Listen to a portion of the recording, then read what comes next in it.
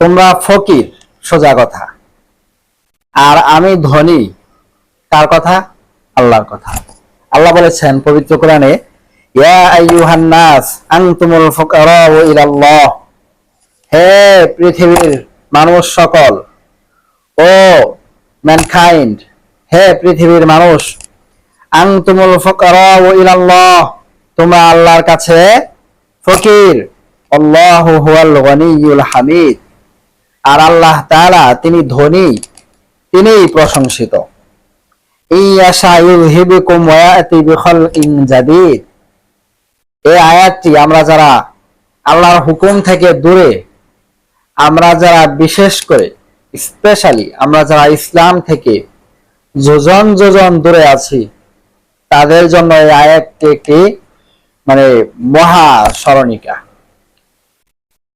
আল্লাহ বলেছেন, ইয়াশা ইউযহিবকুম ওয়া ইয়াতি বিখালকিন জাদীদ, যদি তিনি চান তাহলে তিনি তোমাদেরকে নিয়ে যাবেন, ওয়া ইয়াতি বিখালকিন জাদীদ, এবং নতুন এক সম্প্রদায় নিয়ে আসবেন, নতুন এক নিউ নেশন নিয়ে আসবেন, যারা আল্লাহর প্রতিটি অর্ডার, আল্লাহর প্রতিটি বিষয় যেগুলো অব্লিগেটরি, সেগুলোকে তারা মানবে।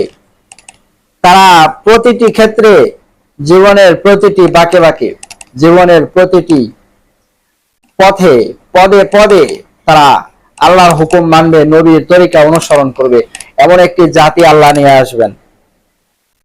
দেখেন না, অনেক সময় এটা এমন ভাবেও বলা যায় যে আল্লাহ গোটা দুনিয়া থেকে মানব জাতিকে নিয়ে যাবেন এবং এর পরিবর্তে অন্য আরেকটি জাতি নিয়ে আসবেন। এটা হতে পারে। আবার এরকম হতে পারে, আমরা যারা যে দায়িত্বে আছি, ওই দায়িত্বে যদি আমরা সঠিকভাবে দায়িত্ব পালন না করি, তাহলে আল্লাহ কি করবেন? আমাদেরকে নিয়ে অন্য আরেকজনকে নিয়ে আসবেন, যিনি তার সেই দায়িত্বটিকে যথাযথভাবে পালন করবেন। দেখেন না, কিছুদিন আগে আমাদের প্রধানমন্ত্রী ছিল শেখ হাসিনা, তাকে আল্লাহ সুবহানাহু ওয়া তাআলা নিয়ে গেলেন, কারণ তিনি তার দায়িত্ব পালনের ক্ষেত্রে চরম ব্যর্থতার পরিচয় দিয়েছেন, চরম দুঃসাহসিকতা প্রদর্শন করেছেন, মানুষের প্রতি জুলুম করেছেন। এজন্য আল্লাহ সুবহানাহু ওয়া তাআলা তাকে নিয়ে গিয়েছেন। আবার বর্তমানে নিয়ে এসেছেন তারেক রহমানকে। তারেক রহমান যদি আল্লাহর হুকুম না মানেন, তাহলে হয়তো বা তিনি আরেকজনকে চুজ করবেন, আরেকজনকে পছন্দ করে উঠিয়ে আনবেন। এটা হতে পারে। এই আশা ইউযহিবকুম ওয়া ইয়াতি বিখালকিন জাদীদ, যদি তিনি চান তাহলে তিনি তোমাদেরকে নিয়ে যাবেন এবং নতুন এক সম্প্রদায় নিয়ে আসবেন। ওমা যালিকা আলাল্লাহি বিআজিজ, আর আল্লাহর কাছে আল্লাহ এটি করতে সক্ষম। তার মানে হলো আল্লাহর কাছে এটি ওয়ান টুর ব্যাপার। আমরা বলি না অনেক সময়, যে কাজ আমাদের কাছে খুব সহজ, সেই কাজের ক্ষেত্রে আমরা বলে থাকি, আরে আমি এটা পারবো না, এটা আমার কাছে ওয়ান টুর ব্যাপার। তো এবার চিন্তা করুন, আমাদের ওয়ান টুর ব্যাপার হলো যে কাজ আমরা খুব ইজিলি, সহজভাবে করতে পারি, সেই ক্ষেত্রে আমরা বলি।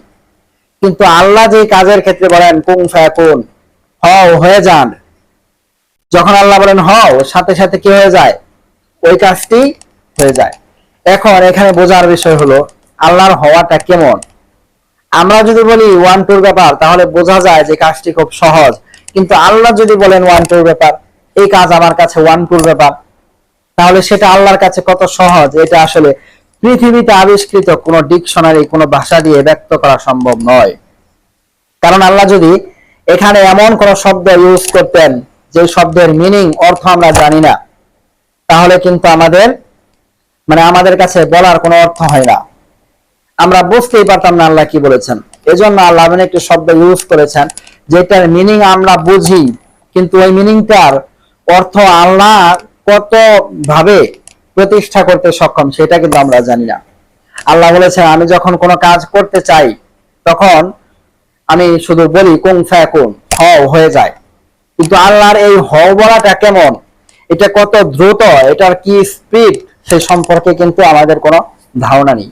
আমরা এতটুকু জানি যা ডিকশনারিতে লেখা আছে। এজন্য আমাদেরকে বুঝতে হবে আল্লাহর হও বলার স্পিডটা কত, আল্লাহর হও বলার পাওয়ারটা কত। আল্লাহ সুবহানাহু ওয়া তাআলা আমাদেরকে এই সুবিশাল আকাশ, সুবিস্তীর্ণ জমিন নিয়ে চিন্তা গবেষণা করার জন্য তৌফিক দান করুন, এবং আল্লাহর প্রতিটি হুকুম আমাদের ব্যক্তি জীবন, পারিবারিক জীবন, সামাজিক জীবন, রাষ্ট্রীয় জীবন, ইন্টারন্যাশনাল জীবনে বাস্তবায়ন করার জন্য তৌফিক দান করুন।